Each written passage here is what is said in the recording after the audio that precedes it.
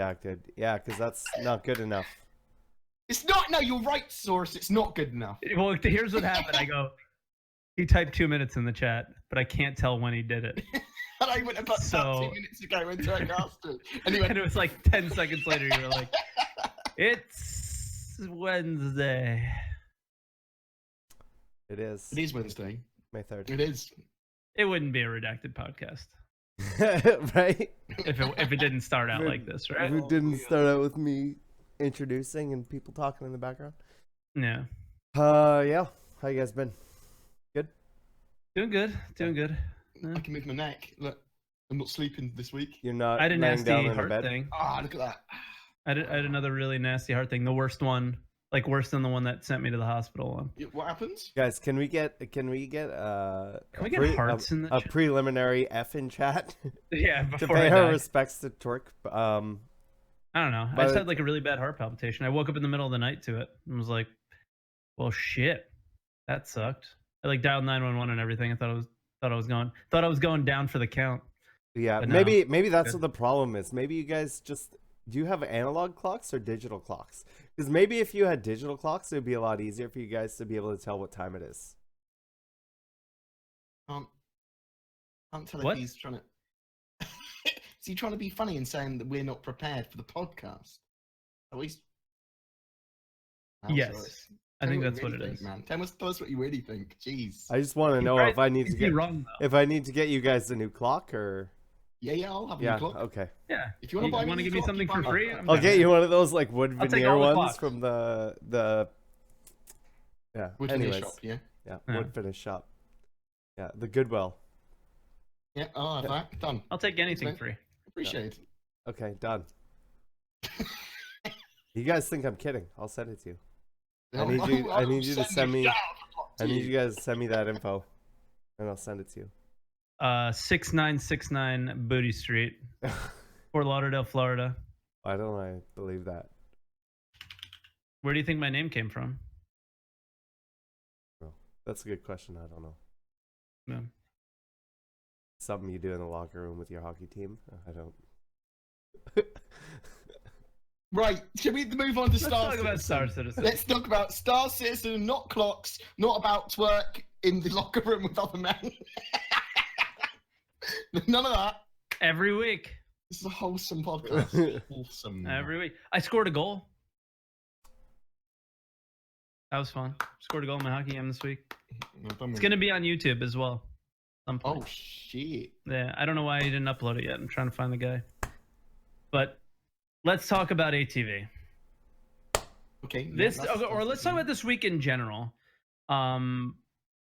This was a slower week than last week. The Banyu week was like really cool.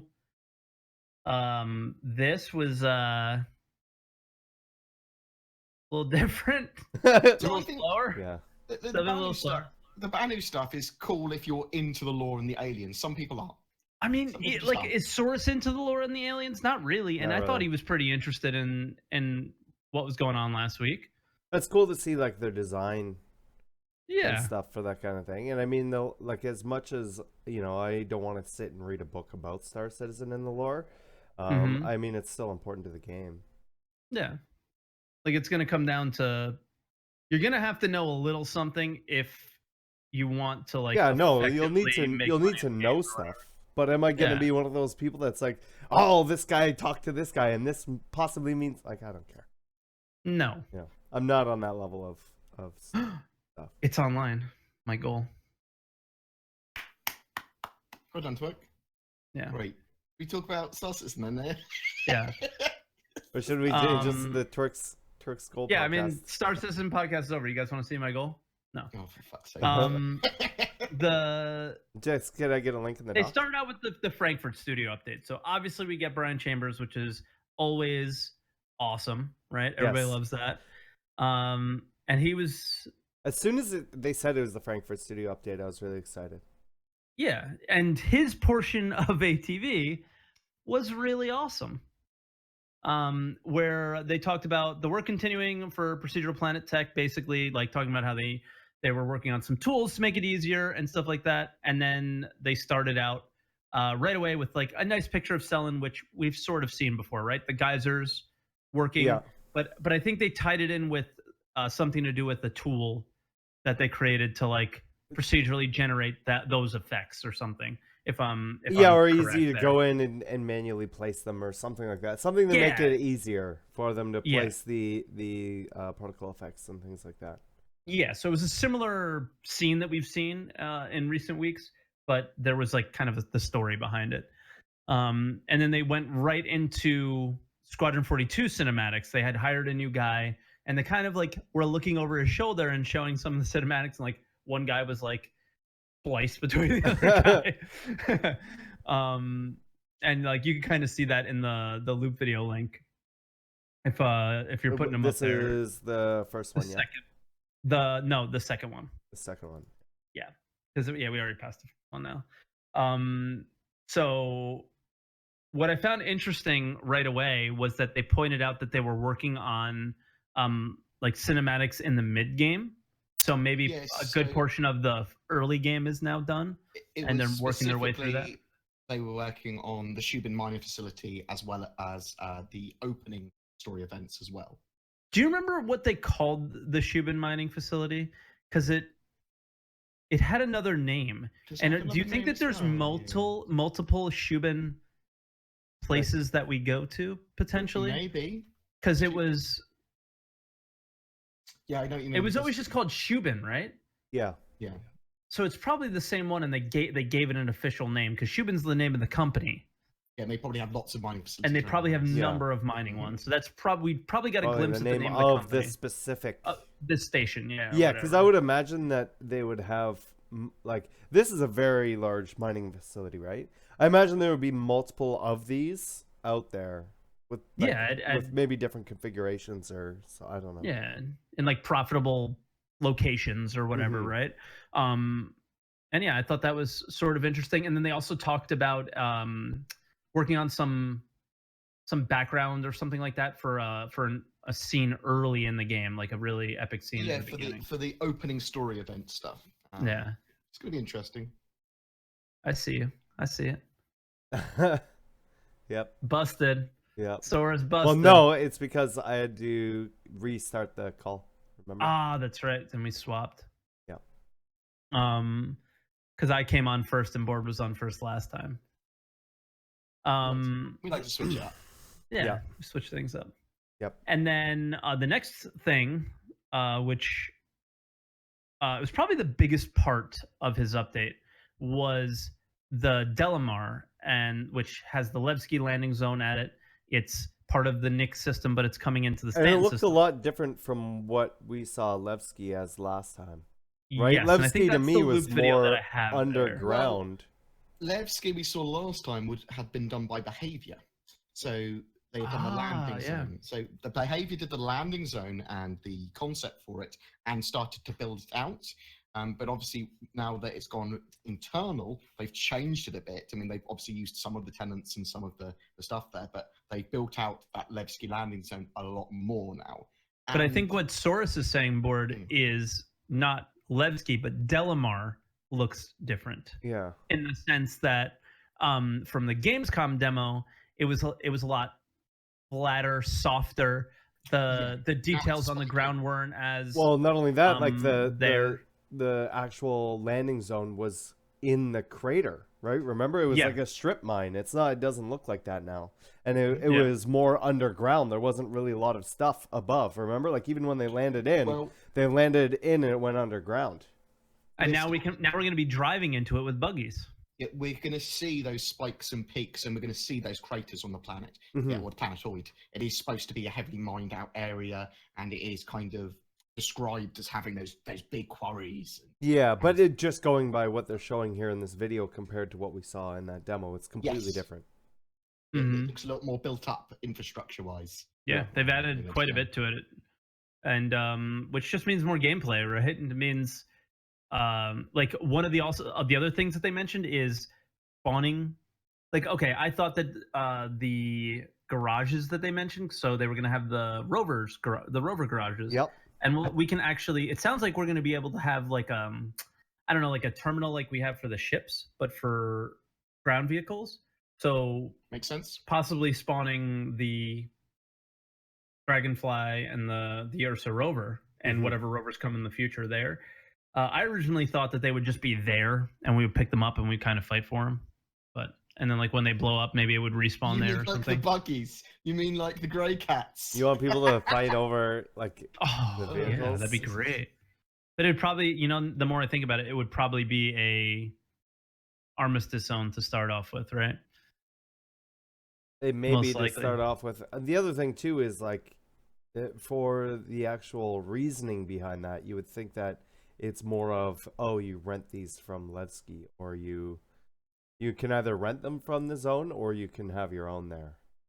As far as I'm aware as well, they want to have Levski not as a, well, I assume they don't want any form of armistice zone around it, because the tunnels behind Levski, it's supposed to get more dangerous. I think in general, armistice zones are going to be gone, and especially with 3.0, like this is obviously coming in with 3.0, and with 3.0 what is also coming in is not only a player manned ground turrets but automated AI ground turrets as well. It's going to be good to see that there's a way of bundling so there'll be a way to make those armistice zones without it saying, oh, you don't have weapons.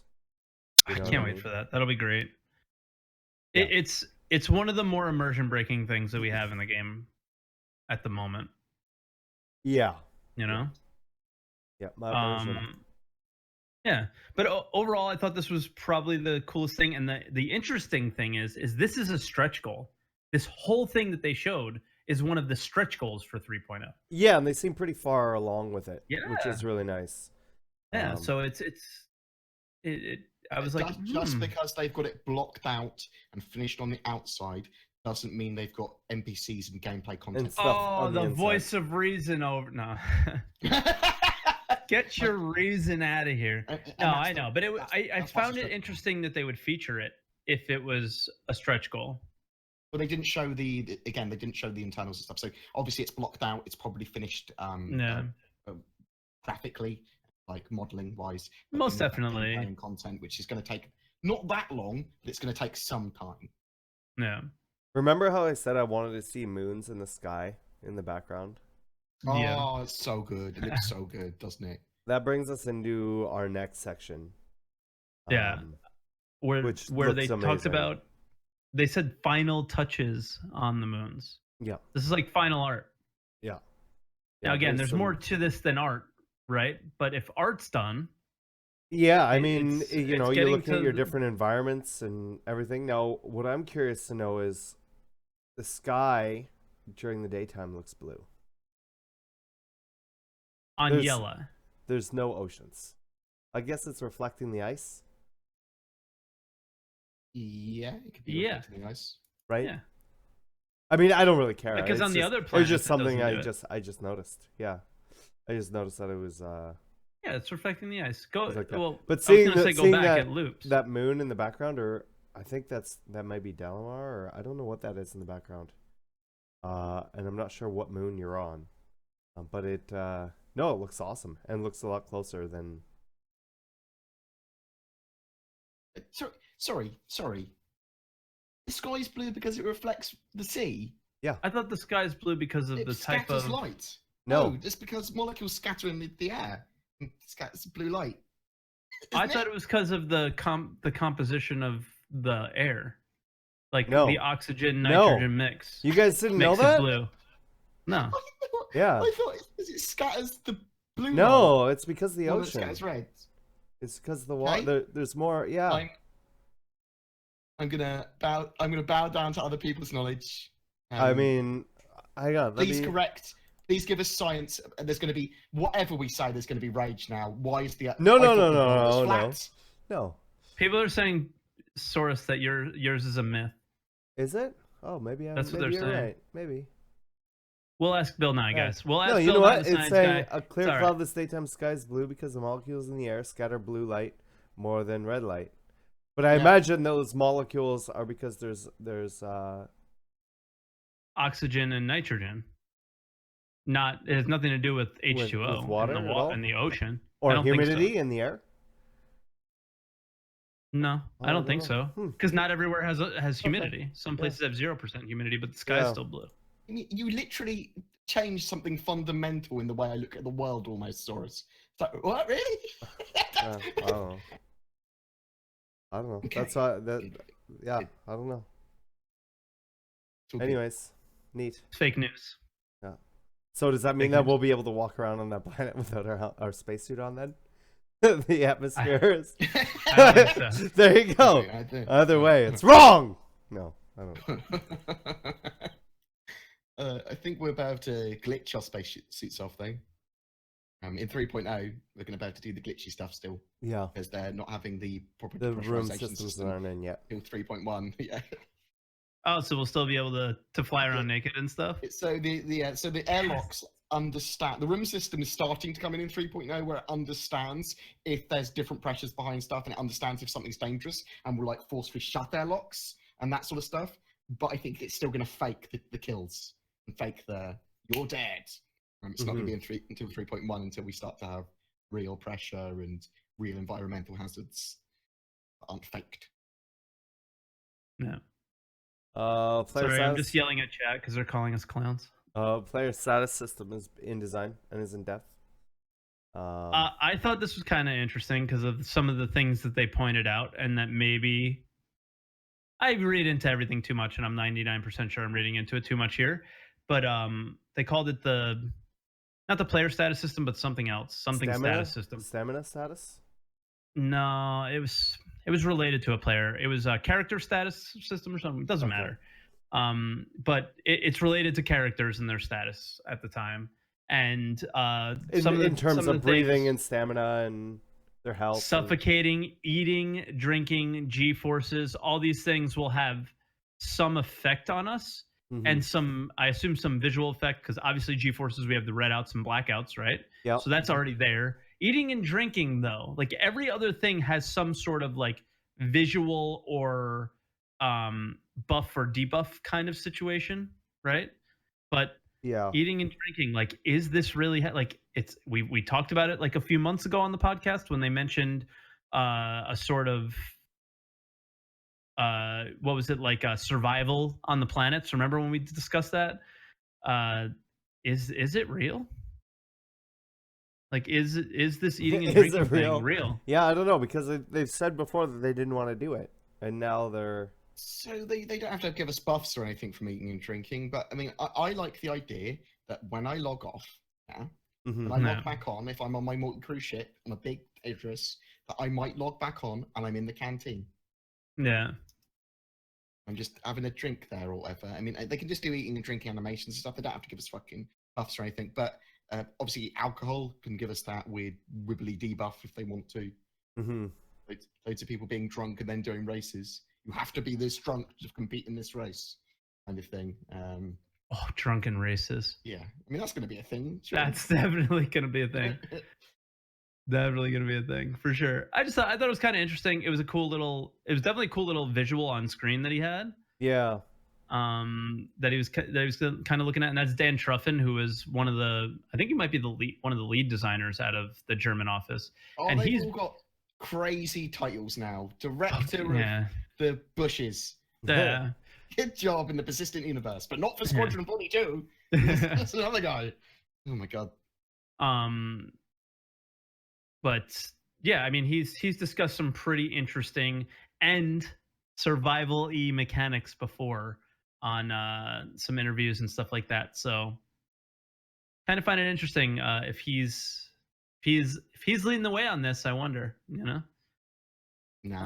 As long as they don't, I don't mind really light survival mechanics. So light, can't tell it's there. that's how light I want it. Survival mechanics. Yeah. Rumble. Bord has Rust for that. Oh yeah. Do have Rust. The team is finalizing Spectrum integration. That seemed interesting. The German team is finalizing some integrations into the game. Yeah, so all the party creation will be done through Spectrum, the friends list, the orgs. Right now it's separate, but eventually that'll be all sort of combined in as one, which is kind of nice. The QA Does this feature, come with 3.0? Yeah. I don't know. I mean, I think it has a potential to, but we'll see. And then what kind of weird ass bugs are we gonna get with that? Oh, loads. Oh God, loads. Yeah. Let's talk about the Vandal reconcept first before we go into. Okay, I have an image I can throw up here on screen. I like the fact that they've taken it up a level of notch fidelity-wise. Fidelity.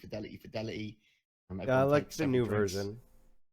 Yeah, I like the fact that they've talked about them being bioluminescent before and their space skin and they use gestures and stuff, and now they look like fish people. I can see that they've probably evolved from an ocean world or something. Yeah, I guess they do have like. Now I really see it more. Yeah, they we don't were have discussing like this before the podcast. Yeah, they don't really they have no nose. Well, they have no nose. They don't have like any of the horns and How stuff do they that come out of smell? them. Yeah, they look much different. Much different. And I didn't notice this the first time. Yeah. And they are very alien inspired. Like there's a lot out of all the sci-fi games, this game's more inspired by Alien than any so far, right? Other than Alien Isolation. You've got lots of people working from Alien Isolation on this, haven't they? Yeah. And specifically like the art director, one of the art directors. The Vandal now look evil fish people, and I love that look. Yeah, I really like it. Yeah, I like it too. His teeth are terrifying. Right? It's the no nose part that really. The Voldemort. I knew that. I knew that Vandal head in Cubby Blast was just propaganda. Yep. Fake. It's fake the whole time. Yeah, it's been fake the whole time. The UE is just a lie. Listen, the universe is flat. All right. Can't wait to punch one of these in the face. I'm gonna punch him right in the nose and see what happens. Think he bleeds? I don't know. Find his nose first, mate. I wonder if they have glow-in-the-dark blood. Yeah, what color blood do you think they have? They're cold-blooded, I bet. We'll have to check it and see. True. Gray? We'll find out. I bet like bright orange. It's gonna be like Halo. Those guys where you have to shoot the little tubes on the side, where they're bioluminescent on the sides. I forgot what they were called. Well, these guys all have their armor integrated into them, right? Remember, it's like a tattoo or a cosmetic. Only the noob ones. Yeah. Yeah, and as they get older, they get tougher. Look at this guy. You see any armor on this guy? No, I don't. This guy's a bad boy. He's such a badass. He's just a head. This is a bad boy. He's just, and that's why he just headbutts everybody. Yeah. He's just a smiley guy.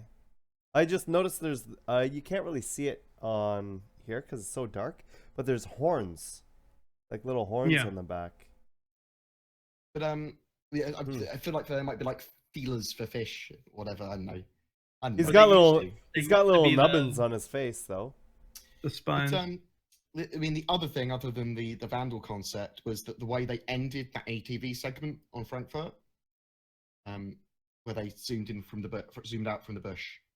It was bush to planet. Bush to planet. Yeah, that was really cool. We don't have a loop video of that, but no, I didn't get that part. I'm sorry. Yeah, no, that was really cool. Very, very in engine. Like I have it up. I can do it right now. Generating asteroids. Yeah, if you could, I'll pull it up. Yeah, I'll get it up. Have they ended the ATV altogether? No, it was just how they ended. How they ended the Frankfurt segment. Yeah. Now, how they ended. Yeah, we'll play this in the background while we talk about the next part. Yeah, chat it and I'll get it together. Yeah, where'd you put it? Are we going to move on to the defense? Let's talk about the QA. QA part. We want to talk about QA in general. So, QA are important for making. I mean, I don't. QA are important for making the game. That's pretty much it. They break the game. They're really important. Like a pretty long segment. My favorite part was, hi, so I don't know what this is that we're testing, so if anybody could tell me what it is that we're testing, that would be great. I believe that was about variables. Serialized variables. Like, bro, you should just... They shouldn't have put that part in. Yeah. It's like, Saurus, I'm throwing it in just above you. Yep. QA are really important. That's not it. That's a mixture of stuff. Definitely not balance it. And breaking bugs before it gets to either finding bugs and all that sort of stuff before it gets to either Carty and then integral to making the game. But we've had it 1,000 times before, stuff, and I love them. I think they're great people, but I want more tangible information. Yeah, like, so there's some people that work at the game in QA that I absolutely consider my friends. They are my friend. I consider them friends. I don't consider them devs that I talk to. I consider them friends. So don't get me wrong. It's just there's been a few segments now in the last few years. I would say probably at a minimum 5 segments on what QA does. Yeah, I know what QA does. I know they're important. But hopefully this was the final featurette on QA in the short term. Yeah. You're important, guys. We love you. We know that. Give me more information about the game now. Yeah. So do you think it looks like this little plant is going to be pretty rare? I only see one. I only see one of them. Yep. I mean, and even in earlier, on the first, like the final, where we were talking about the planets in general and how they all look a little bit different, there was a little plant on the red planet too. I think that's probably the first thing I'm going to do when 3.0 comes out, finding that bush. That thing, right? That it was like, it looked like a little Venus flytrap almost. Oh, that one you're talking about. Yeah. I'm talking about the bush from the video. I want to find that specific bush. That specific bush. Yeah, I mean, you can kind of look at the crater and maybe. Also, remember we'll have hydroponic outposts as well. That'll have all kinds of crazy plants in there. Some space weed. I wonder if we can like cultivate these. I mean, maybe not in 3.0, but maybe in the future is start collecting rare plants from the moons and stuff like sooner than later if they're putting them in. That'd be kind of cool. That'll be part of the science and farming stuff. I think you're about to research them, you're about to find seeds, you're about to grow them, you're about to sell them, sort of jazz. I'm not sure how in depth the farming stuff's going to be.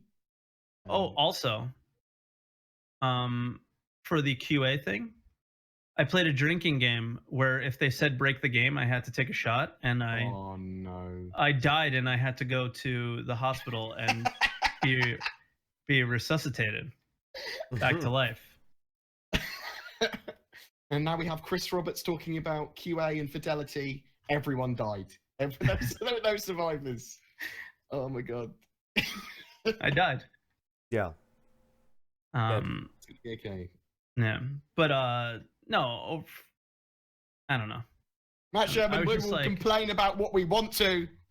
Don't complain about QA getting their due. 5 segments out of 120 episodes of ATV the past couple of years. Not really unfair balance and coverage. Okay, fair point. But I think you have to recognize what the community wants. The community doesn't necessarily want a segment on what QA does. If you're going to do a segment on what QA does, you should, in that QA segment, give some information about the game that's coming. Wait until a really successful release of Star Citizen 3.0, and then go, you've got these guys to thank. Yes. Yes, that's also a good point. Or you're waiting for 3.0. You've got these guys to thank. Think of a show like Citizens of the Stars. The dev that's on Happy there Hour answering questions about himself isn't necessarily what a majority of the community is actually looking for. You know, like, Matt, we love you. I love to hear about you. A guy like you on there is different than a guy that we don't see front facing as much. Like, for example, I don't even remember the guy's name that was on this week, but he's not as front facing of a dev. So I'm not super interested about him as a person. I'm more interested about what he's working on. Yes. Right. So from the QA standpoint, like, Underscore, love the guy, super cool. Do I want to hear what he does on the weekends? Not necessarily on ATV, but I would like to hear about what he's working on. You know what I mean? So I think that, like, that's the issue that we have with it. It's not that we don't want QA to get their due. They deserve it. They're literally the most important, or, you know, as equal to anybody else in the company, as said in that segment by Mike, right? Who said that, you know, he was talking to Aaron Roberts and he was like, well, I'm just QA. And Aaron said, don't ever say that. You know, you're just as important. So there, Matt. Where's the segment on me? That's what I'm You're saying. Not important. You're Like, not. Cold hard facts today, Turk. It's the cold hard facts. We're not important. It's okay. Oh, We're just doing this for fun. We're not important. It's fun though. Break a game.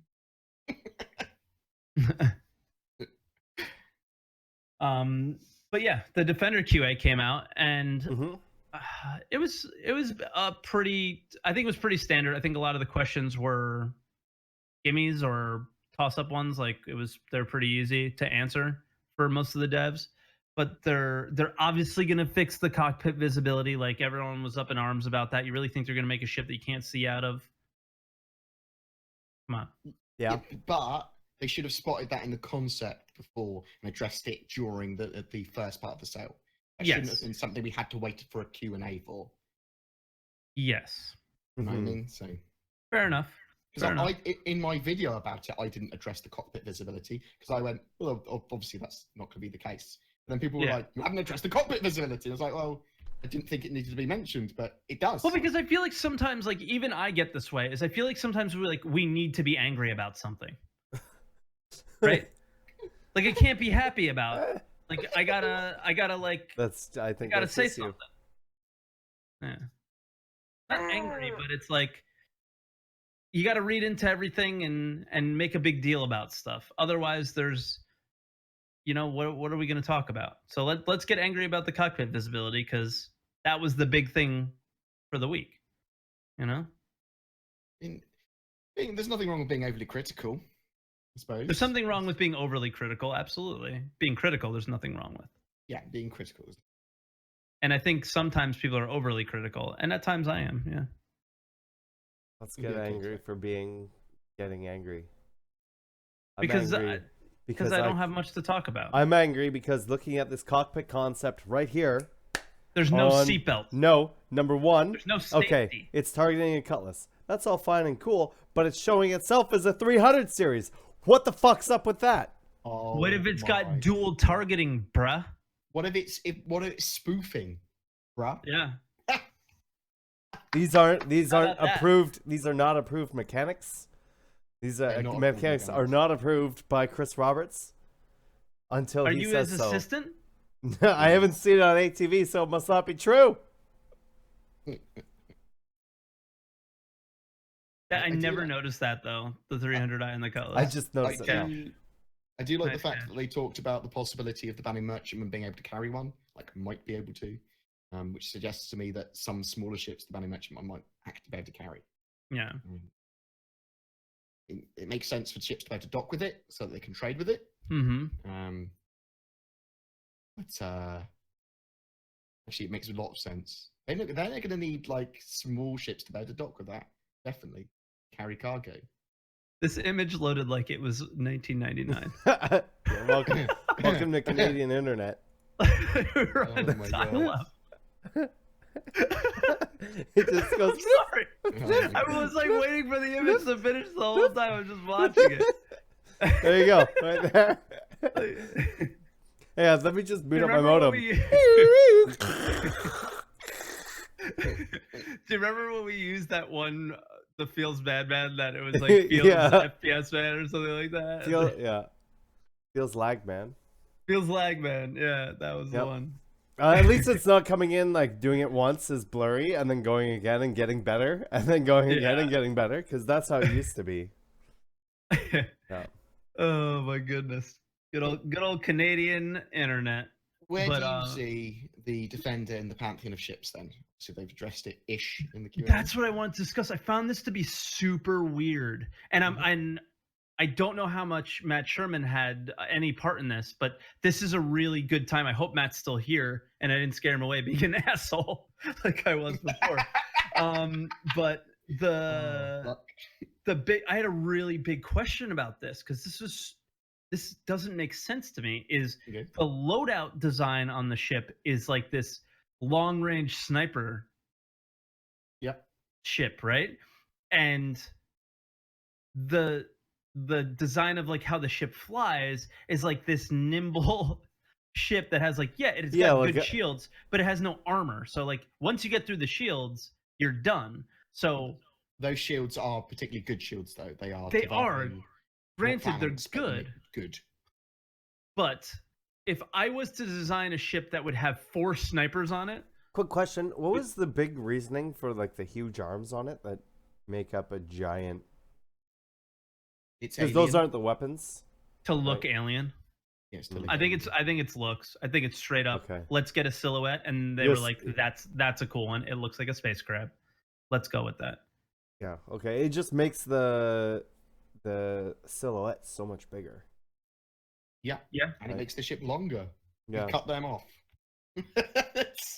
I mean, first thing you do, smash into something to break them off. But I wonder if they do break off, how much maneuverability you would actually lose. Probably not much. I don't know. And you would still have 2 guns. It depends on how they do the thruster placement. We literally will have to see that. Yeah. But I don't know. It could all change. They could just remove them entirely. And, for sure. Well, they'll probably try and keep the feel of the concept ships. So I could see them raising them or lowering them so you have a better visibility. But I'm not sure. I'm not sure if people would like them raised, but lowered's fine. I couldn't deal with them being raised. That doesn't make sense to my brain. But either works. You're in space, man. There's no right side up. I know, but in my brain it does. I don't like the idea of them being above me rather than below me. You know what I mean? I think I don't know. The arms above you, or I don't. Doesn't make a difference to me. Yeah, same. It's only board. It may be something to do with the EU over there. He's not even part of the EU anymore. Oh, he's still part of that world. We decided to leave. Listen. It's a physical area. Europe. You're still part of it. No, yeah, that's true. We voted. We're not part of it anymore. So you're part of America now. Congratulations. Congratulations. Congratulations. We don't want to be part of anything. We just want to be our own little thing. No, that's not allowed. You're there. We're not even part of the landmass Europe anymore. People don't even remember. We used to be part of the landmass. We used to be literally next to France, but then we just floated away. Fuck you, France. Wow. Floated away from Europe. No, but really, getting back to like my point before about the ship. Mm-hmm. Got 4 snipers on it. If I was gonna design this ship based around its weapons loadout, it would not be the design that they chose. It would be something that's more. I wouldn't have a super. It doesn't have to be super maneuverable. It just has to be able to not be detected. So something a little stealthier, something that has a little bit more armor. So if I am detected, like I would go straight defense and those weapons, and not necessarily having to be nimble, because you're protecting a big slow ship. You don't have to be nimble to stay with it. What if they're not slow firing? What if it's high damage per second? They're accurate and long range, but they're not slow firing. So then you would still, the advantage of having the ship would be firing from a distance. Yes. So literally, what is the point of being more maneuverable when you're so far away from other people that if they were to shoot at you, you would have to move the tiniest bit? Because you're not always going to be that distance to get out of the way. You need to be able to maneuver out of their way. The idea of the ship is that you're maneuverable and you want to position yourself to be at your optimum range while they're trying to close the distance. So then you would be fast and not maneuverable. Why? Because you would get out of their range, but still be in your range. Yeah, you don't need to be nimble. Those. No, I don't think you need to be nimble. No, because you're an escort. You want to be engaged. You want them to be engaging you and not your ship that you're charged with. So then I would take these weapons off the ship and try and use something else. But you can. You can do that. But then, like, why are you putting these weapons on the ship? Is what I'm saying. Like, I would put these weapons on a Sabre, or I would put these weapons on a Hornet Ghost. When those mechanics come in, where those ships are stealthy, I see these weapons being really good on those kinds of ships. I think the idea of those defenders is having them mixed in with other escorts, having them mixed in with Super Hornets and Sabres and stuff like that. I think they probably will come into their own there. And I like the idea. As a human, yes. I like the idea of them being maneuverable and being able to position themselves and being able to get away and and trying to hammer stuff at range, but stuff being able to close on them. Do you think Banu trying to get away again? Do you think Banu just use human ships at all? They'll probably still. I think they use human technology. Yeah. Right. So yeah, why if we do something well, yeah, right. So if we have something like the Super Hornet or the Sabre that they just really like, instead of trying to make it themselves, it's like, oh, we'll just buy these then. We'll get a good deal on it or something. Yeah. And use them. I wonder. Yeah, I wonder if that's the case. Matt says that's also making the assumption that operating these kinds of weapons accommodates a more stealth-based potential loadout. I don't know what he means by that. I think I am making that assumption. You might have a really high EM or IR because of those tachyon cannons, so that if you put them on a ghost, you'd be like, "There's the ghost," before it even fires, like because it's charging up. Okay. I mean, I think the defender fits a role of repelling potential fighters and would-be raiders before they get there. Yeah, but I do think that maybe, like with the Cutlass originally, it's trying to do a little bit too much. They go, oh, it should be maneuverable, and this, and as you said, you're like, it should be fast and not maneuverable. Well, I mean, that kind of, they could do that, but it would be so much like the Hurricane. Mm-hmm. Like they're trying to make a shield tank with this ship, and for it to be alien as well. So see, I thought they were trying to make a sniper out of a ship. I think that those weapons, which like a sniper wears a ghillie suit and sits still, and you know. Well, no, these ships are obvious. That the idea of the defender is it wants to be obvious and be like, I'm a defender, get away from my ship. Yeah. Sort of. But it's got those snipery weapons, and I just assume that they are there to repel targets at range, so they don't have to travel to them. Because I originally thought that the defender wasn't going to be that fast, but it now seems to be quite reasonably fast, at least. Yeah. I don't know. I just found it weird. I just know I wouldn't go with this design. I would go with something either stealthy or tanky that isn't necessarily maneuverable, but is fast to get range on them.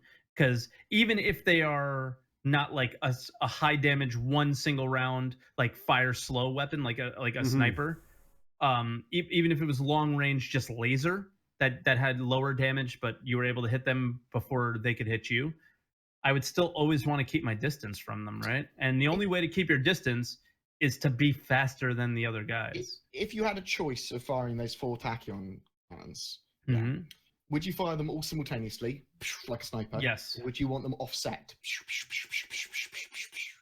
I would fire them all simultaneously. I would want them offset. Yeah. So that they're always hitting. Yeah, so I would want them offset as well with the way I play. But I understand if people want to play it as a sniper, because in Twerk's head, it's just a sniper. It's just a sniper, yeah. Here's why I say that though. We promoted the Star Citizen tournament, the Quad C or whatever. It was this weekend, and I watched it a little bit, and it was pretty much Sabres using Panthers versus what the M loadout on the Hornet was kind of the meta that they were using. I'm pretty sure that's what it was. And we did get to see some changes to those loadouts. We did see pairs of Super Hornets. We did see a Super Hornet and a Sabre, and we did see a few different changes to the weapons. Yeah, but for the most part, those were the loadouts, right? And the one specific one that stuck out to me was the one with I think it was all M series guns and the M6A on the turret mount of the Hornet. Much damage. Yes, but how they used it was firing all at the same time, and it was just like boom, boom, hold, boom, hold, boom, hold. So, I mean, he was essentially using it as a sniper, and that's how I envision using this type of weapon. But again, that was for doing as much alpha strike damage as they could in a dogfight where they were very close range. So, but now you could do as much as you could from long range. Yeah, well, exactly. So we'll have to see how those long range fights work, because and how the weapons converge. Do they all converge at the same point? There's 1,000 things. Like if the main role of that defender is to use the tachyon cannon, because that could be the intention from just use those tachyon cannons, or that to be its best loadout. Then they need to balance the shit out of that so it is a really good gun and it's hard not to make it overpowered, because they'll want it to sit in the Seems pretty powerful. Seems like a really good gun. Well, we don't know yet. We don't know. It just seems that way. Yeah, so they have to now have it balanced with Sabres and Super Hornets, because they've kind of suggested that it's that kind of pantheon of ship, different play style, but it's able to contend with them. Higher skill wins, sort of thing. Now that's going to be hard to balance, because if they balance it for those weapons, people are going to find a better meta loadout to change those weapons and have loads of fixed size 3 somethings.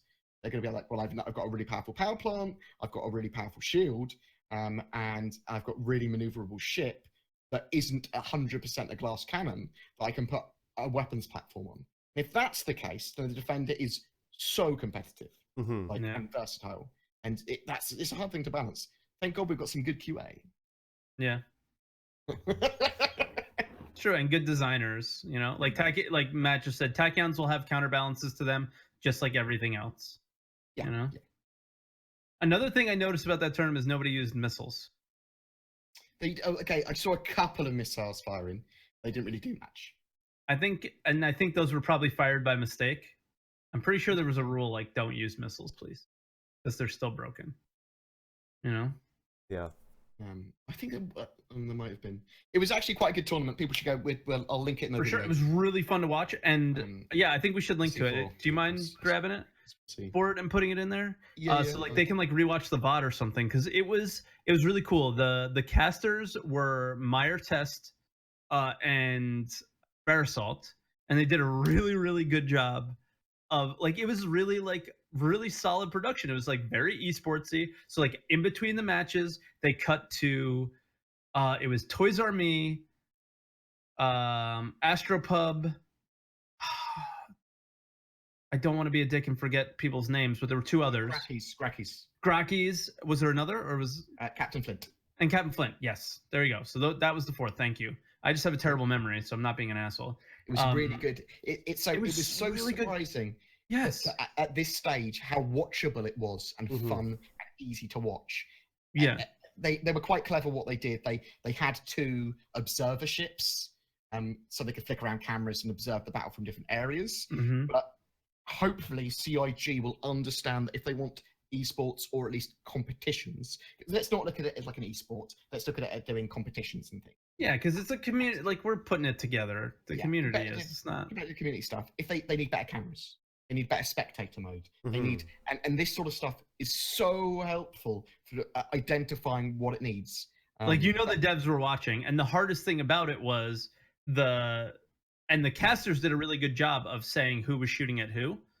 So you could tell, oh, this guy was killing this guy, but we couldn't see it on screen, who was being spectated and stuff. But I think they might have been covering that. I don't really know. It was big props to organisers though, because they organised over 16 matches, proper single elimination. It went really well. There weren't any problems that I saw that were big issues. It was really well done. I would have expected it to be a bit of a clusterfuck. Yeah.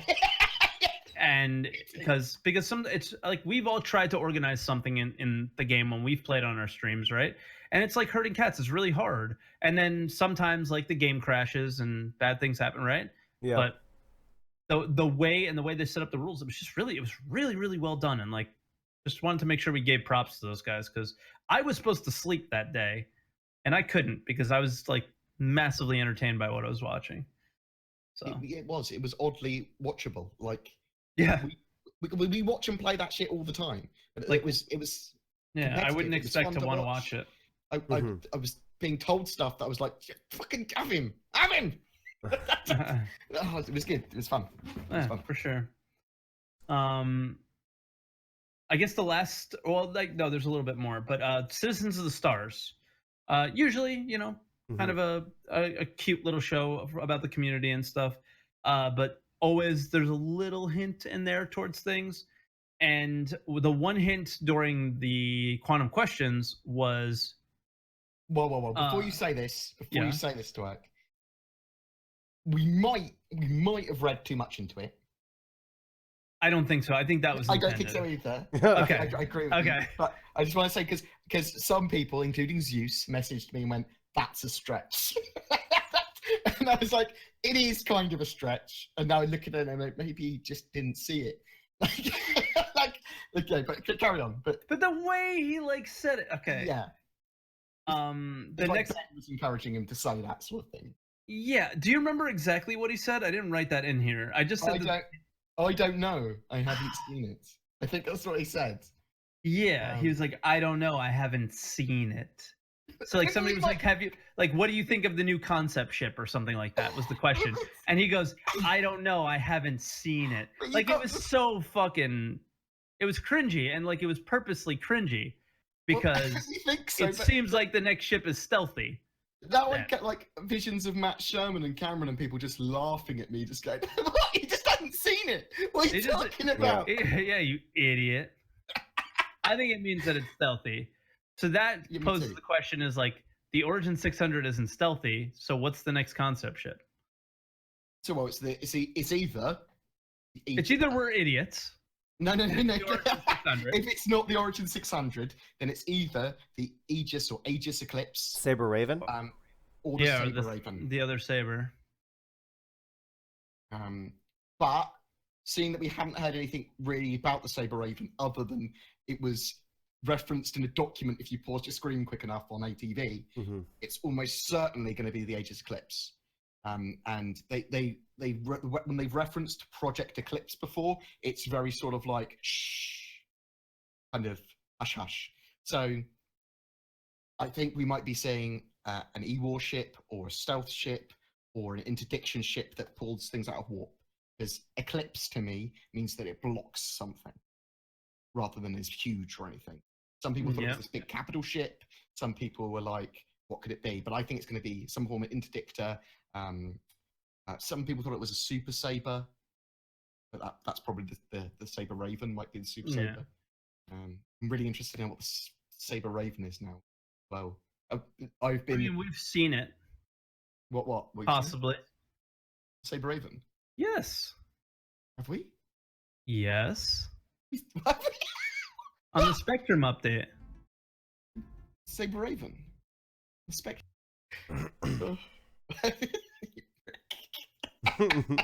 Rip monetization on this one. Rip dollars. Rip. Oh man. I can't find it, but it was a Spectrum update on ATV, and there was like they moved around the screen to all these little ships. Like there were like little circles with ships in them, and there was this ship that was like a Dorito shaped fucking Sabre, basically. It was like a diamond shaped Sabre, I should say. And yeah, it's definitely the Sabre Raven. Isn't that from the Guardians of the Galaxy? No. Okay. I'll find it for you eventually, or somebody in the chat will, but I had the image recently, but it's just going to be difficult for me to find. Citizen Spotlight was it the? I found it. It's going to be difficult to find. Found it. Found it. While you're looking at that, happy hour is going bi-weekly. Yeah. to be replaced by streamer content. Is it blue and yellow to work? Replaced by new player experience content. So do you think that's stuff that'll be like, this is how you fly a ship, or this is how you load into Star Marine and stuff like that? I think it will be tutorials through stream bi-weekly. Don't you think that those would be better as a YouTube? But they will be. So because they stream it to YouTube, then it becomes a YouTube video after. Isn't that Hurricane that you just linked me? No. Look at it. Look at the thumbnail. The fucking Sabre. Look at it. What image are we looking at? I sent it to him privately, but I'll link it in the chat now as well, because it's the thumbnail of an STL Youngblood video. Oh. But that's the image. That's the image that I found. So if you scroll down to the actual thumbnail of the video, that's the ship that I'm talking about. I remember seeing the logo of that in the Spectrum update thing, featurette. Yes, I think that's the Sabre Raven. So, Source, I linked it in the chat. I don't know if you grabbed it or not. I'll put it in the I can't doc pull it if you up. want. Oh, pull it in the yeah, doc. I see it though. I see it. Can you pull it out of the doc so the YouTubers can see it? I don't have it in the doc. I'm gonna put it in the doc. You put it in the doc, then I can pull it out of the doc. I'm gonna put it in the doc, dude. I'm gonna put it right in the doc. See what you mean. It's a Sabre, 100%. Okay, that could be the Sabre Raven. 100% a Sabre variant. It's a outline of one. It's literally the front of a Sabre and the back of something else. Right? It's very Hurricane-like for some reason, without the turret. No. Who is the doc? He plays H1Z1. Yeah, I mean even the weapons placement is where the Sabre's weapons are. Yeah, it is. It's a Sabre. That's the Sabre Raven. It looks like a more armored Sabre now, doesn't it? Yeah. Okay. Neat. Yeah. How neat is that? Neat. You can tell it's a Sabre Raven by the way it is. And I just want to point out there, for all you little YouTube commenters saying I don't know nothing about nothing, I knew something that Bored didn't know. All right? I'm going to drop my headphones because I can't drop my mic. Oh, good job. You're a real content creator now, Twerk. You're a real content creator now. Yeah. All right. That's 2 weeks worth of content for me done now. Thanks. You're welcome. I just did it for you. You don't even have to do it anymore. It's on your YouTube channel. This white outline of a ship, is this a ship that we don't know about? It may or may not be. It may or may not be. That's 2 weeks worth of fucking content right there. Right there, easy. Done. Easy. Right, what else we got? The bi-weekly new player content. That's all I have. Oh yeah, yeah. It's just so they've asked for people's opinions about what they want from the new player experience. What do new players need first and foremost when they get into the game? I think that's tutorial. An interesting discussion to have. But like, what would be in the tutorial, maybe, or the same thing they had last time, just working. Pretty much. Yeah. Uh-huh. I mean, there's lots of stuff that what you want is, if it's for the persistent universe, it wants to give you the option of holding your hand for your first mission. Yeah. That's all it needs. It's like this is money. This is how the money system works. This is your ship. This is what happens if you lose your ship. This is how you do a mission. This is how. But that's not what they're asking. They're asking if they were going to make video content either as a stream or as a YouTube video, what would a new player want to experience going to their YouTube channel? So I think the first thing they have is what is Star Citizen. They have that video. That should be the first video of the new player playlist. What they need. And then where do you go next? What they need. Well, yeah. So it needs to be right, because that's like one of the biggest questions that I get from new people on my channel. Oh, well, there's all these ships. What do I need? Yeah. Which, once again, let me put out the suggestion that you don't show anything on the store until somebody has a game package. So just show the game packages to people who don't have anything on their account. It's very important for them to iterate that joining at this stage means you're part of the development. So they need to show people what they need to do. So you go, if you're joining at this stage, great. We want your feedback. This is how you give feedback. This is the sort of feedback we want. That's a good point. This is how to get and join in part of the community on Spectrum, that there are also these other communities, Reddits, organizations, all that sort of stuff. So they want that community building thing, but also this isn't a game yet. This is they need to be educated on where we are and what kind of a game this is. Well, I'd have schedules after that. That's like a third video. I'd have schedules and timelines and what you can expect from them. Yeah. This is what you're giving us. This is what we're giving you. And then how that changes what we do for them. But as a player, as a backer of the game, that's what I want to know. I want to know what I'm doing for them, what they're doing for me, what I can expect. And where is the game going from? Where is it now? And where is it going? Yeah. So I don't want people constantly asking, why isn't this game released yet? Yeah. As a backer, backers should know that, because they should either have been following or they should have been educated by these videos. Or if they don't, then it should be easy enough to go have a look at this. This is where now here's the problem now inherently with that. That makes perfect sense. That is 100% what they should do. That's 4 videos. That's 8 weeks from now. They have nothing else that they really need to do until now they're in the game. Now we're in the game, and now you're doing tutorials in the game of a game that has mechanics that like 90% of them are all going to be different. 6, 8 a year from now, 6 months, 8 months, a year from now. Now what do they do? Right? Those first 4 videos make all the sense in the world, but they keep like with this happy hour thing and with the content besides ATV, they keep backing themselves into a corner sometimes where they might not be able to continue on with this content and have be. Yeah. With the new player experience stuff, they won't be able to continue. So what's the point of doing it in the first place? It should be a whole separate thing. Like, what's the point of making it a bi-weekly thing? Well, they after they finished it, they need to do something else in that bi-week. Like they can. Okay. There's other stuff. So I like the fact that they are going, well, this isn't working, or we need to divide our resources because this needs to be done. Like that's great. Yeah.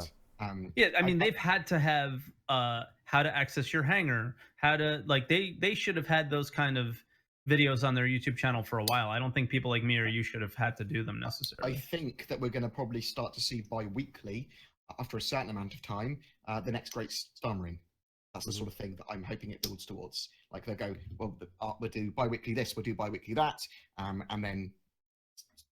Yeah, like somebody said, controller setups and things like that as well. Yeah. Stuff is helpful. But is that an hour's worth of content every week? I mean, a lot of this stuff is like a 4, 5, 10-minute video, you know? Yeah. If done right. You could stretch it into an hour if you want, but does that help the new player? The new player goes into YouTube, how do I do X? 5-minute video, gets it, goes back into game and keeps playing. New player experience shouldn't be done on stream. No. That's kind of the point I'm trying to make. Yeah, and that's what I was saying. Is it just needs to be on YouTube. It just they need to go bi-weekly and have nothing else on the other weeks. I still feel that they should be cutting down their community content. I don't think they need much more than ATV and what they have now with Bug Smashers and the Lore Maker's Guide to the Galaxy, Citizen of the Stars. I would like to see on Happy Hour. Plenty. I'm sorry, I don't care too much about seeing streamers stream. No. Sorry, I don't. I want to see them making content for the game. Cool. Perfect. That dev stuff, they can't do it all the time, but I want to see dev stuff, and I don't mind them also doing the old reverse the verse where they all just chat to the camera. Load them. Yeah. Load of devs chatting to the camera. Do that every other week as well. Answer some questions from the chat. Boom. But that's just my rough ideas.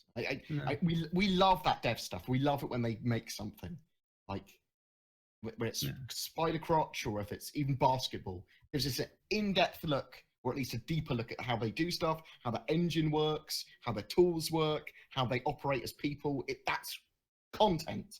But seeing another streamer, we can always see the streamers. Give them a shout out or give them a host afterwards. That's what Citizens of the Stars is about. Yeah. Like say, and this is coming from streamers that would absolutely, love some promotion, right? Of course, who doesn't?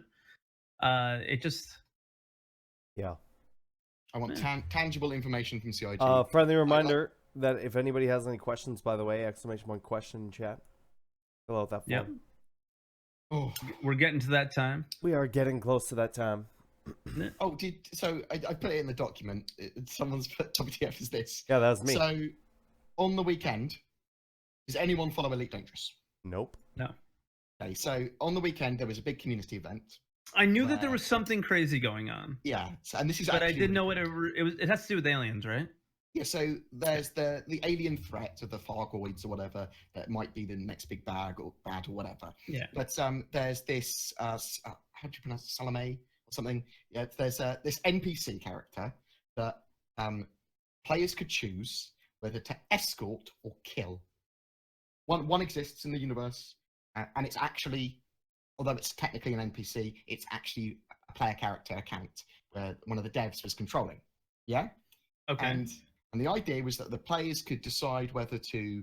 They had some players were going to protect her, thousands of players are going to protect her. Some people are going to try and kill her. Yeah, as she goes towards this wherever it's going. Yeah. Yeah, and she's supposed to relay a load of information that's really important to the plot of the game. And if someone kills her, or if she survives, it becomes part of their official lore and novel. So it gets written into one of their books. Yeah? Fucking awesome. Fucking awesome. Both Eve and Elite Dangerous guys, they've got very developed communities, and they've got a lot of stuff going on for them that I hope Star Citizen look at, because some of the stuff is done fucking amazing. Especially I mean, even the reveal of the alien species in Elite Dangerous was terrifying. Yeah, it was awesome. Amazing, super well done. But that's not the big thing. Okay, so a coalition of guys, the PMC, I think they called themselves. They basically about 3,000 peeps got together from lots of different groups, and I'm going to get a little bit of this wrong, so I'm sorry. Feel free to correct me, but don't get angry about it. Jesus. Lots of little groups got together, and they basically said, "We are the official defense force for this for this character." Oh shit! And they got together and they started saying, "No, you're not allowed to be in this group. Yes, you're allowed to be in this group," and all that sort of stuff.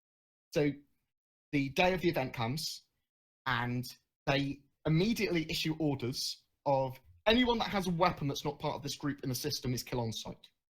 So if you're around, kill on sight if we see around. And they scan the NPC. And some of these people wanted to watch the some of the people just want to be part of the event. Yeah, some of the people want to be part of the event. Some of them are very trustworthy players. And I'm sorry I keep on using the term NPC, but it's that character. So they issue orders to kill on sight anyone that's got guns on their ships that's not part of the group. Okay, yeah, that seems kind of reasonable, a little bit harsh, kind of reasonable. And they get attacked. They're getting beset by lots of people who are trying to attack them on the route as well, players. And obviously that guy is flying around in the ship going, well, I'm going to try and avoid getting killed. I'm going to listen to the players around me, tell me the way to go and what to do. They get a bit more aggressive, the guys, and they start saying anyone that's in any of these systems is kill on sight. Doesn't matter if you've got a gun on your ship or not. Yeah. So this angers a lot of players who then go, well, fuck you guys. We're going to attack them as well. Then they're being dicks. So they fly around for a while, and they're getting towards the location, and it just goes out on Twitter. Players dead. Characters dead. Dead. And they're like, fuck. What happened? The guys who are supposed to protect them were dicks. One of the guys there is from a guild called, or a group called the Smiling Dog Crew. And what they do is they're old school trolls. They infiltrate and they break game mechanics, and they go onto people's charity streams and murder them and stuff like that. They're the public face of fuck y'all game sort of thing. And so this guy just waited for the opportune time and killed that character. Yeah, it was and they were part of the elite real guard of the character. They were next to them constantly, when they were flying around. And that player's name is Harry Potter. So Harry Potter is going to have to be written into the novel as killing, but also Harry Potter is a copyright. So, Harry Potter can't be written in for that. It's going to be so. That is the highest level of troll in my. It's going to be But it was are we going to get these cool events? Harry Potter. Yeah. When they said that they would write the character in and stuff like that, apparently. So it's going to be. I don't know what's going to happen, but it's hilarious. But I want to see these big events for Star Citizen. And I love stuff like this where it happens even when it all goes wrong. Even when it's because it does. Yeah. But it's people are going to be talking about that for years. It's a beautiful thing. Beautiful thing. And I really hope.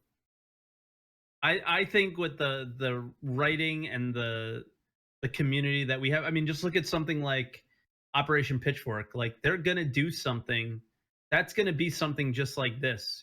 When they do the Operation Pitchfork thing, that's gonna be something that people talk about for years too, right? Are you guys gonna be there? It's gonna build from that. I'm not part of Operation Pitchfork, but I think I want to be. Yeah. I'm not sure what. Out of my pure laziness, I don't think I'll. Even if I decide what I'm doing, I probably won't say. I want to see it. I want to be a part of it. Yeah, I'll want to be a part of it. I'm not. I take off of work to be a part of that shit. Yeah, so I'm interested in players, are they going to be part of Operation Pitchfork for fun? Like, I'm going to this for fun gameplay experience, or are they going to be like me, who's going to take it aggressively seriously about me, my crew, and the wing I'm with? Oh, I'll be taking it seriously either way. I go with it. Yeah, I'm going to be very much. I don't want any of my guys to die. I'm going to be really. I'm going to play annoying music. Organized. I'm going to play annoying music over my comms and stuff. Yeah. Leroy Jenkins. Yeah. The Chicken Attack Squadron. Yeah. Oh, I'm going to be a doofus because that's what I am. But oh, a noob question. What is Operation Pitchfork? So, God, I don't know the history of it too much.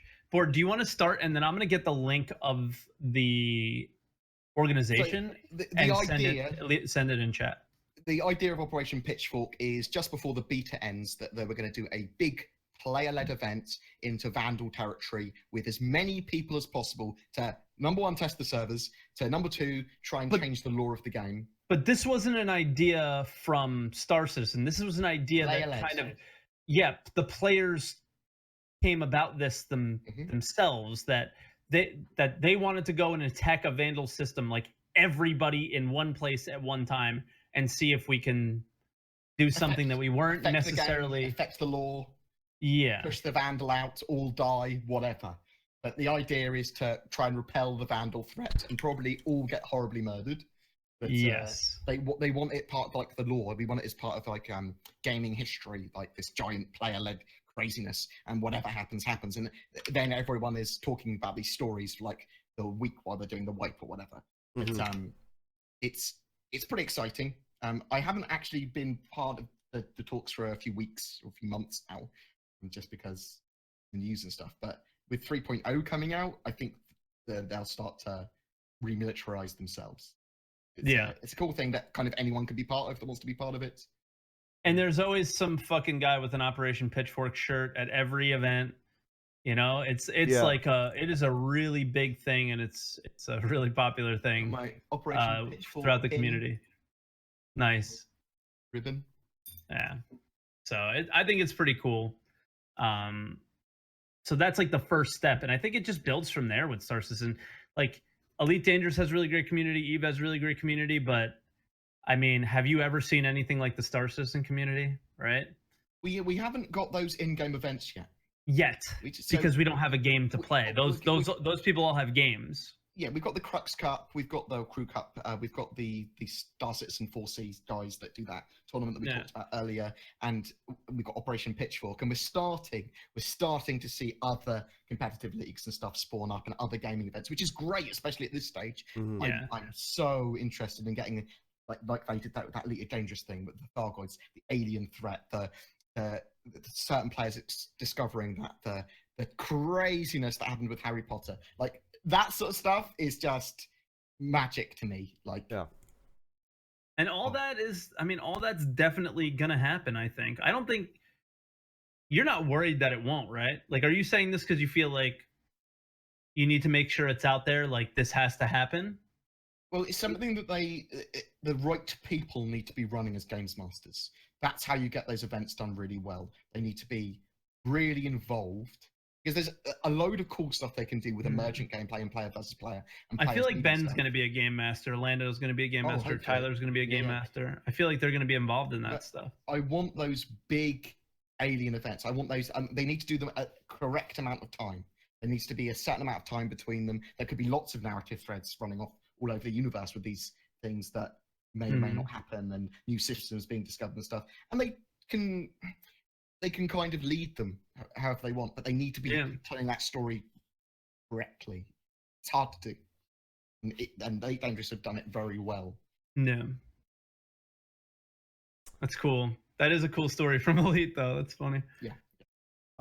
It is time to jump into questions. So we're going to go with here. Like I said, if you guys have any questions, exclamation point, question in chat, and click on the link, fill that form out. We will get to it.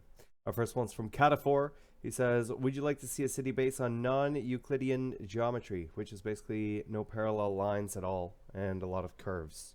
I like lines. It would be cool.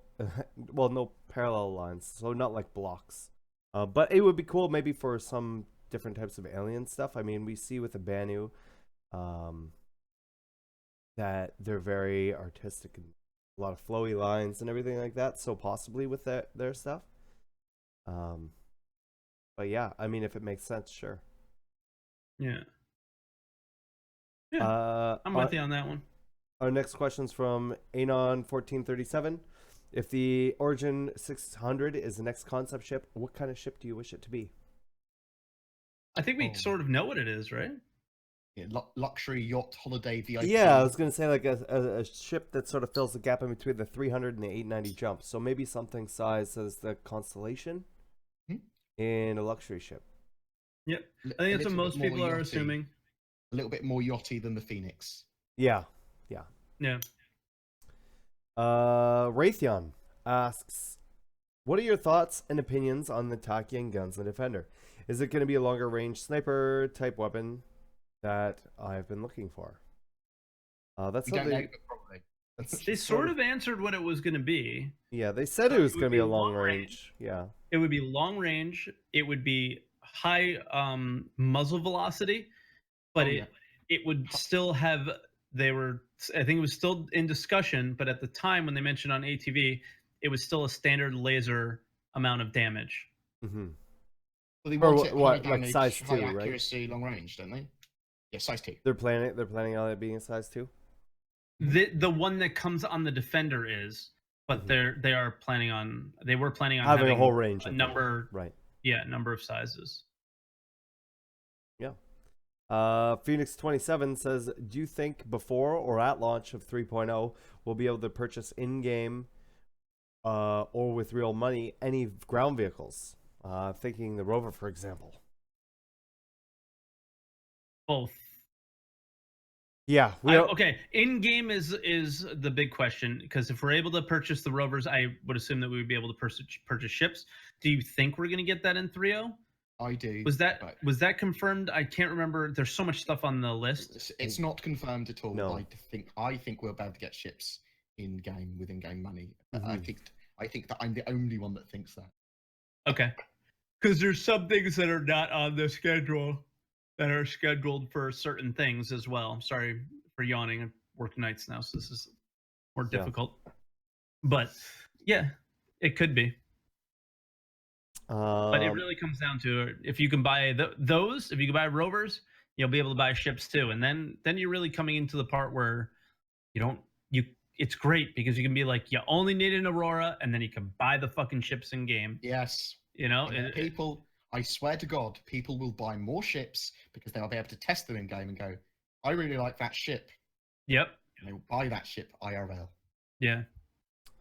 Yeah, I honestly don't see them putting in. I would like them to buy ships in game with 3.0. I don't see it happening. I don't see it either. Board's an optimist. I feel like being an optimist here. It should have been in already. The mechanics are there for that. Yeah. We can buy armor and equipment. So, I don't know. The models of ships are in game. Mm-hmm.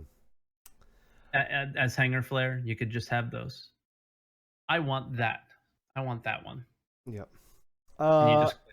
Anon1437 says, since there are no new mechanics coming, will 3.0 be just the same thing, just on land? There are new mechanics coming. Cargo, more missions. I'll post a link in the chat for you about cargo. Base assumptions here, loads of stuff. Yeah, all kinds of stuff is coming in. So yeah, there are more mechanics coming in, but 3.0 will have being able to be on land as well. It brings in all of the tech for those moons and 4 planets. It brings in the mission generators, right? So now you're gonna have infinite missions. You have 2 hero mission generators, which I think will be pretty static. 2 hero mission guys. So there's that. So the Gamescom demo mission, essentially you'll be playing something like that. Yeah. So no, if you want to learn more about 3.0 and what's coming in it, I was gonna say type !ETA. I don't know what command it is for you for the schedule. I think it's the same for me. Some quite attractive, devilishly intelligent YouTubers out there that also make videos about the 3.0 schedule. Like STL Youngblood and There you go. Our next question's from Giran. We have fish aliens, bird aliens, turtle aliens. When will we get the cat aliens?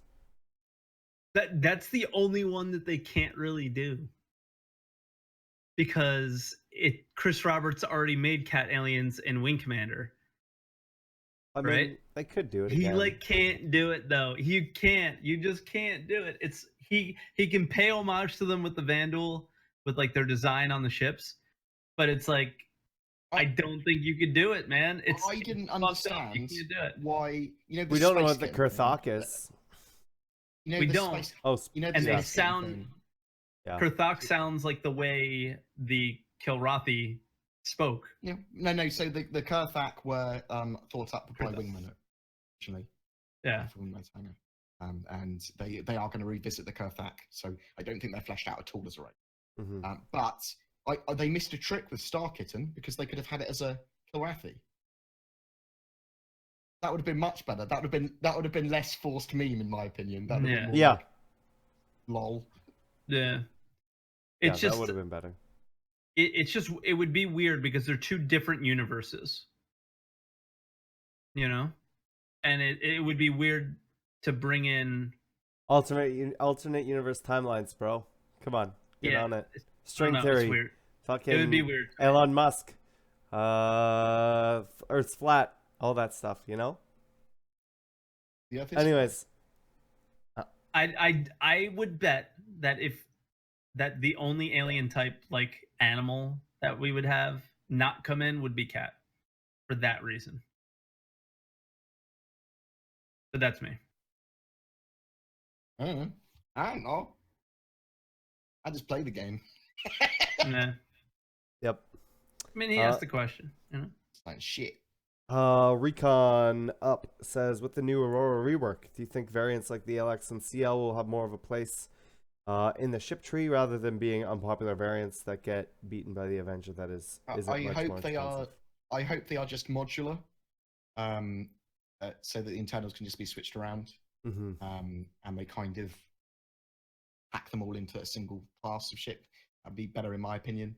I understand why like the ES exists. Well, I remember they exist in an earlier time as well, right? Before modularity was the thing. Before Star Citizen was Star Citizen. Yeah. When they went, well, let's have 12 types of Aurora to fill out the ships and say we've got 20 ships. Okay. Yeah. Now they've got 1 million ships. One Brazilian. One Brazilian ships. 1 Brazilian 8 to 10 ships. extra a year in concept. Where you look at it, so every year that Star Citizen goes on, get 10 more ships added to the game. Our next question is from Jagmazafai. Are there any core expected parts of Star Citizen that any of you believe may be removed or end up being largely disappointing? For example, parts of trading or exploration mechanics, gameplay expectations, etc. Racing. Not removed, but be disappointing. I don't know if there will be... In its current iteration, for sure, it's not. Oh, I love it in its current iteration. I'm thinking I really enjoy racing. I'm just talking about the Murray Cup. How do you do the Murray Cup? When is the race scheduled? Because it's one race. You know, there's probably races that lead up to it that you have to qualify for that race, but it's one race. How do you get into it? How difficult is it? Does it become now here's the thing. If it becomes one of those events like BoredGamer was talking about, like it's an in-lore event that, you know, you literally take the top 5 guys on the leaderboard and say, you qualified for the Murray Cup, be here on Saturday at this time. We're going to do this event. People are going to come and watch, and, you know, they can place bets on you and shit. And, you know, you could be a part of the event. Everybody that was there gets a special fucking trinket for being there. You know what I mean? And that becomes an event item or whatever. Your participation trophy? Well, yeah, but that becomes a valuable thing. Like it's the typical MMO model. You know, you're a part of the event. Here, you get this rare thing that nobody else has, and you can go and sell it for a bunch of money or whatever. That would be the only way I think you could do it. So that kind of disappoints me because I want it to be like kind of, I don't know, like Gran Turismo, where I've raced a bunch of races, I qualified for a race, and I went against some NPCs, and I became the Murray Cup champion. But in an MMO, it's a lot different, right? You have to do it against other players and everything. Yeah, I equate it to Chocobo racing. You know what I mean? But my analogy would be Chocobo racing. That's the way I want it to be. I don't know what that is. Oh my god! What if they changed it from a yearly event to like a bi-weekly event? That would ruin it for me too. It has to be like the Murray Cup has to be like this huge deal, and that person has to go into the lore, just like Bored was saying. Like that guy goes into the record books. But for me, Twerk 17 is gonna have his name in the record books. You know how embarrassing that would be? That's almost as bad as Harry Potter. I think that I'm worried that every single mechanic might be bad. Like I look at each mechanic and worry like maybe that won't work, maybe that won't work. I think that's a reasonable worry to have, and hopefully they'll fix them if they are crap in their first iterations. But I was talking. I've never played Final Fantasy. Not a single one.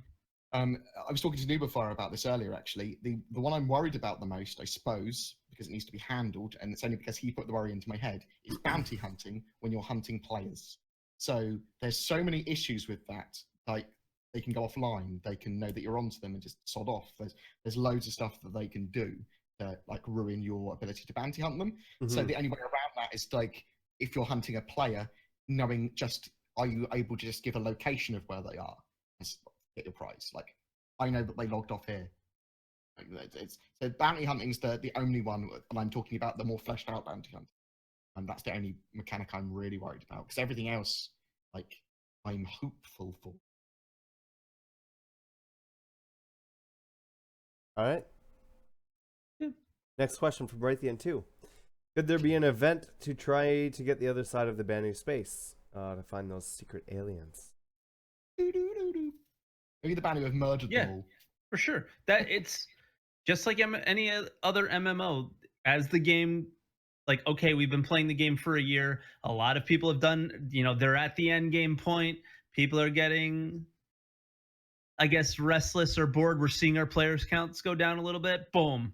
Let's open up another area. That other area would be an event that you go through Banu space and trade with them or something, and then eventually end up there. It's the possibilities are endless, especially with space, right? Endless space possibilities. Yeah. Confirmed. Randy Manny asks, should I upgrade the Caterpillar to a Banu Merchantman?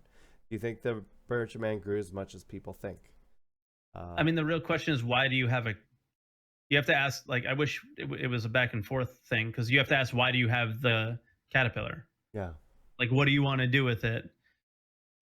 Were you attracted to the Caterpillar because of the modularity of it, and you'll be able to do a whole number of things? Then no. Obviously, the huge size of the Banu Merchantman is probably what's attracting him to it, right? Yeah. Is that size thing that they pointed out, that it's hitting the size of the Polaris, but at half the price. So it really depends comes down to on why you got the ship. Remember that these are just for you to start the game with. I feel like I need to say that every time someone's like, oh, what ship should I get? Should I buy this or should I buy that? I don't like having this conversation. No, I don't. Often. My general thing is just, if you got something cool, great. Whatever. Yeah. Just earn it in game. Make it a goal in game. Why not both? Have both.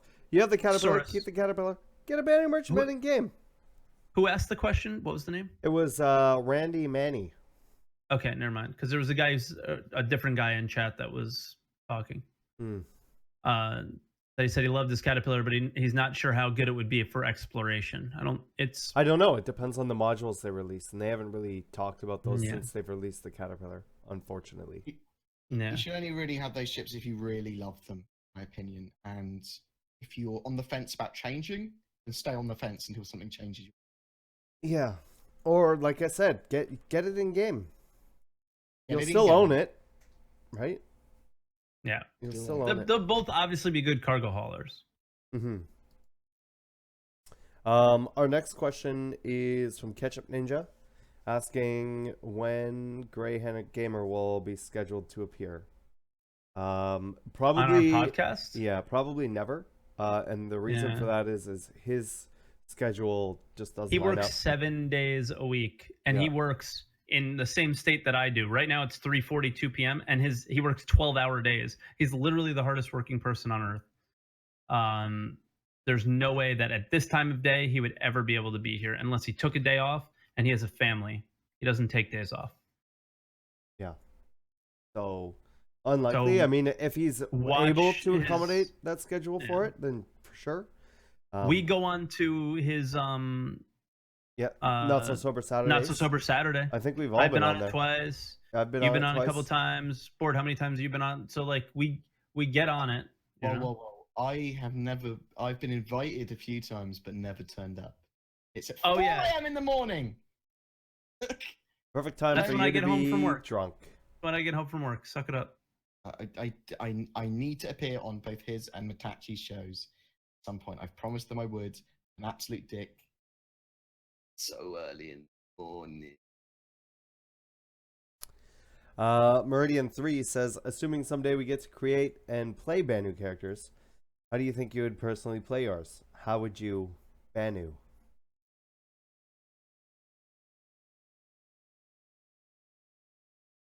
I'm not that good of a role player. Yeah, I wouldn't. Like, if I made it, it would be like, oh, I'm getting this character for the discounts. I'm creating an alt for the discounts, just like in WoW, I created a goblin for the discounts. If I did a Banu character, I'd just do a merchant, and I would just fly around my merchant and just trading constantly. Because I'd enjoy that. I love trade. I love cargo. I love making money in games. I'd happily do that. But the problem with trying to roleplay a Banu is that Banu are specifically very good at certain roles. They go, I'm a specialist in this very particular thing. Now, I can't roleplay being better at something than I am. Like, that's hard to do. I'm very good at shield operation, but that's all. Yeah. That's hard to do. Holy desk banging, Batman. I'm so sorry. From Kelleran, it's been pretty widely assumed that the Cutlass rework will also warrant a Cutlass price increase. Now that the Cutlass rework is nearly finished, it's definitely finished by now, and we've seen a good deal of the changes done to the ship. Do you think a price increase is going to happen? Yes. If so, what do you think the new price will be? What is it, 100 now? It's 100 now. I'd say it goes up to 150 or 175. I was going to say 150.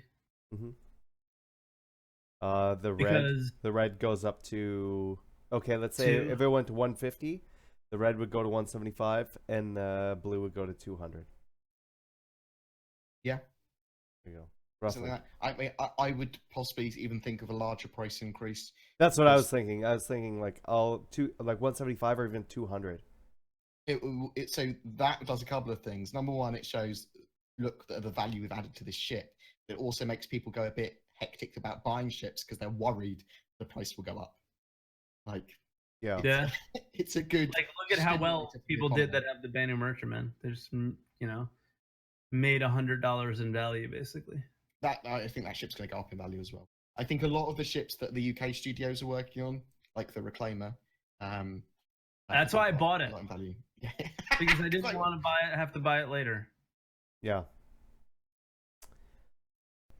That is it for today's podcast. Where can everybody find you, and what are you up to this week, Twerk? You guys can find me here on twitch.tv/twerk17. And what am I up to? I have no idea. I've been playing a lot of PUBG. Been playing some Star Citizen here and there too. And that's pretty much it. We're just trying to get to 3-0. That's what I'm trying to do this week. Just get past another week, get another week closer to some exciting gameplay in Star Citizen.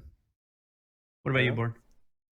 Well, actually, my neck doesn't hurt so much anymore, which is good, seeing I'm supposed to be going paintballing on Saturday for my friend's hen do, stag do thing. So that should be interesting, at least. I go quite feral, but I'm going to be trying to record anything that I can, if I'm allowed to record on site. see me running around going, "I'm gonna kill everyone!" sort of thing. So that should be fun. But other than that, I've just got some random normal starters and stuff planned, like I normally do. Choose a subject on a given day and do some research and get a video up. Yeah, you can find me at BoredGamerUK on the Twitches, on the YouTubes, on the Twitters, and on the Redacted.tv websites. There you go. And real quick, one of my Ultima Online friends is watching Belial, and he said, mention Ultima Online. This is literally the first podcast that I haven't mentioned Ultima Online. But now you have, so now I have. I have to. It's a given every week. How I want mechanics from Ultima Online and Star Citizen. There you go. All right, what are you doing, Source? I added time to my schedule, so I'm doing night streams as well as day streams now. So I started at roughly 10 to 11 o'clock at night, and I've been just going straight through the next day. But it's been 10 to 11 till about 2 or 3 is when I'm scheduled, and then my normal time at 11 o'clock in the morning as well. So lately I've been doing that just straight through. I did get back into World of Warcraft, and I am looking for more people to join me. So if you want to do that, hit me up on Discord or on Twitter. Where you can find me is at WTFOSAURUS on Twitch and on Twitter. Until next week, guys, thank you so much for coming out and hanging out, and we will see you next Wednesday for the next episode of Redacted. Bye. Peace, everybody.